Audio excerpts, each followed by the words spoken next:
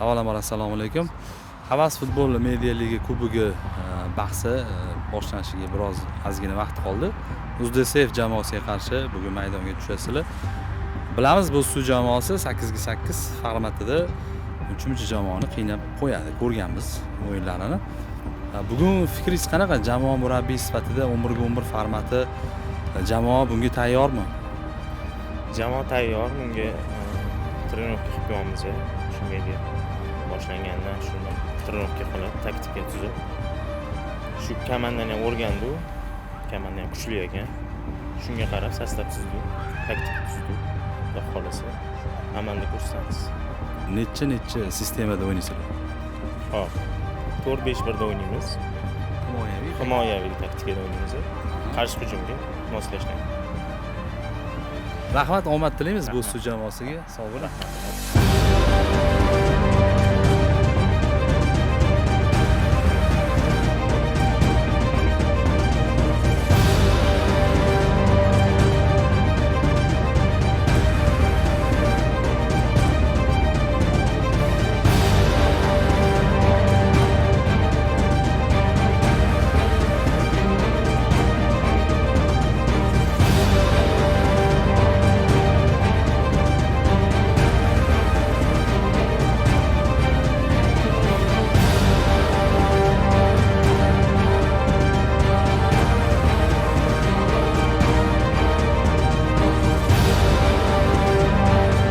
Avvalambor bugun turnirga tashrif buyurgani UzDSF jamoasiga minnatdorchilik bildiramiz.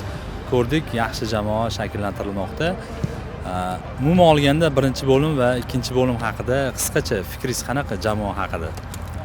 Har ikkala jamoa haqida. Avvalambor ushbu musobaqaning tashkilotchilariga men rahmat aytmoqchiman. Nimaga? Chunki bizni terma jamoaga именно shunaqa liga kerak edi. Bizni xudo xolasa oldimizda noyabr oyida Surda Olimpiya o'yinlari kutyapti. Biz shunga tayyorgarlik ko'rishni boshlaganmiz. Mana professional darajadagi trenerni jalb qildik. Hozir komanda o'ynashni boshladi. Endi o'yinga keladigan bo'lsak, menga juda o'yin yoqdi. Sababi Osiyo o'yinlarida biz o'tgan yil o'ynaganimizda bolalarda bunaqa jamoaviy o'yin yo'q edi. Lekin mana 1 oy bo'ldi. Men o'zi birinchi taymda bu o'yinni ko'rdim. Menga juda o'yin yoqdi. To'g'ri, mag'lubiyatga uchradik. Lekin bu futbol, bu sport, yutuq va mag'lubiyat yonma-yon yuradi. Ikkinchi taymga keladigan bo'lsak, ikkinchi taymda ham bolalar yomon o'ynamadi. Endi bitta shu Jokerda, shu penalti orqadan mag'lubiyatga uchradik. Menimcha endi bu boshlanishi yomon emas, juda zo'r. Yaxshi, shu terma jamoa deb aytib o'tdingiz. Terma jamoada bugungi uchrashuvda shu terma jamoa safida to'p surishi mo'ljallanayotgan nechta o'yinchi ishtirok etdi bugun maydonda UzDSF tarkibida? Bu o'zi asli hozir bugungi kundagi UzDSFda bu Toshkent shahridagi mavjud o'yinchilardan foydalandik. Bizni 27-30 kunlari aprelda biz o'sha respublika bo'yicha Karla o'rtasida katta futbol musobaqasini o'tkazmoqchimiz. Undan keyin haqiqiy terma jamoa shakllanadi. O'ylaymanki, o'sha undan keyin jamoamiz yana ham kuchayib boradi. Bundan ham kuchli UzDSF bu jamoasi. Faqat Toshkent shahridagi biz o'yinchilar xolos bugungi kundagi.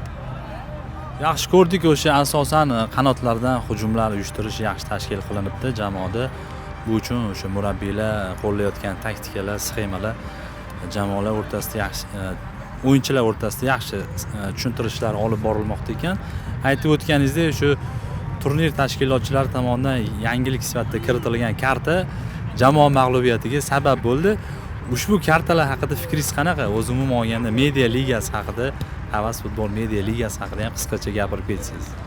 Endi menga to'g'risi bu kartochkalar yo'qdi. Bu ajoyib narsa, bir qiziqish uyg'otadigan narsa. Nimaga? Chunki bu Joker bizga ham tushishi mumkin edi. Xuddi shu imkoniyat bizda ham bo'lishi mumkin edi. Menimcha bu juda qiziq. O'yinga bir boshqacha burilish olib keladigan yaxshi narsa ekan. Menga masalan yoqdi. Media ligasi вообще o'zi yoqdi menga. Mana sudyalarning yondashuvi yoqdi. Endi bitta narsani hisobga olishimiz kerak. Bu yerda bizni baribir o'yinchilarda ishlash imkoniyati yo'q. Trenerlarda shunda muammo bo'ladi. Ya'ni u по ходу игры o'zini nima deydi, takliflarni burilish qila olmaydi, qiynaladi. lekin sog'lig'iga nisbatan bunaqa chiroyli o'yin qilish menimcha deyarli bu teng yaxshi. kurashlar ostida o'tdi o'yin. И asosiy qismini mana ko'rishingiz ham mumkin, asosiy qismini biz bolalar hujumda o'tkazdi. Shunaqa, To'g'ri shunaqa. gol ura olmadi, lekin hujumda o'tkazdi. Ruhiy jihatdan ruhiy tayyorgarlik birmuncha ustunroq ekan O'zbekiston Hmm. jamoasi bu ko'zga tashlandi. Xudo xolasa, menimcha bundan ham yaxshi bo'ladi. Rahmat, minnatdorchilik bildiramiz. Keyingi liga o'yinlari, chempionatlarda yana kutamiz O'zbekiston. Albatta, albatta. Xudo xolasa bundan keyingi har bir musobaqada terma jamoamiz tayyorlaymiz, qatnashamiz. Xursand bo'lamiz taklif qilsangiz. Rahmat, sog' bo'ling, yaxshi ko'rishib rahmat. Omad tilaymiz.